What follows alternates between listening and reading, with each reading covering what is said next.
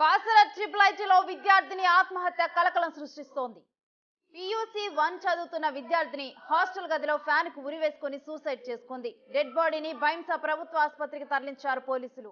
మృతురాలు సంగారెడ్డి జిల్లా దావూరు వాసిగా పోలీసులు గుర్తించారు.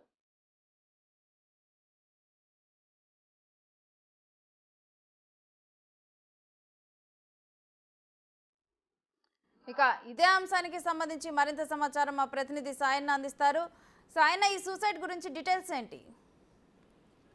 రేణుశ్రీ, నిర్మల్ జిల్లా బాసర ట్రిపుల్ ఐటీలో నిన్న రాత్రి శిరీష అనే విద్యార్థిని హాస్టల్ గదిలో ఉరివేసుకుని ఆత్మహత్యకు పాల్పడింది. శిరీష స్వస్థలం సంగారెడ్డి జిల్లా మన్నూరు మండలం దావూరు గ్రామానికి చెందిన ఈ శిరీష ఈ విద్యా సంవత్సరమే ట్రిపుల్ ఐటీలో ప్రవేశం పొందింది. PUC మొదటి సంవత్సరం చదువుతుంది. నిన్న రాత్రి భోజనానికి వెళ్లి వచ్చిన విద్యార్థులు హాస్టల్ గదిలో ఆమెను ఆత్మహత్య చేసుకొని ఉండడం గమనించి తోటి విద్యార్థులు ఒక్కసారి షాక్ కు గురయ్యారు. శిరీష వ్యక్తిగత కారణాలతో ఆత్మహత్యకు పాల్పడిందా, లేక ఒత్తిడి ఏమన్నా అయిందా, లేని పక్షంలో మరే ఇతర కారణాలు ఉన్నాయా అన్న విషయం తెలియవలసి ఉంది. పోలీసులు సంఘటన స్థలానికి చేరుకొని విచారణ చేపడుతున్నారు. కాగా తన బావ ఇటీవలే ఆత్మహత్య చేసుకోవడంతో ఆ విషాదాన్ని తట్టుకోలేక తాను కూడా ఆత్మహత్య చేసుకున్నట్లు శిరీష ఘటనా స్థలంలో ఉంచినటువంటి సూసైడ్ నోట్ లో పేర్కొనడం జరుగుతుంది. ఈ విద్యా సంవత్సరం ప్రారంభమైన నాటి నుంచి కూడా బాసర ట్రిపుల్ ఐటీలో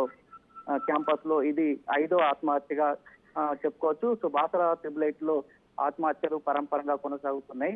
సో శిరీష మృతి చెందడంతో కుటుంబ సభ్యులు కన్నీరు మిన్నరయ్యారు. శిరీష డెడ్ బాడీని నిర్మల్ ప్రభుత్వ ఆసుపత్రికి తరలించడం జరుగుతుంది. సో అక్కడి నుంచి కూడా శిరీష కుటుంబ సభ్యులు అక్కడి నుంచి స్వస్థలమైనటువంటి గ్రామానికి తీసుకెళ్లడం జరుగుతుంది. Right, thank you Sayanna.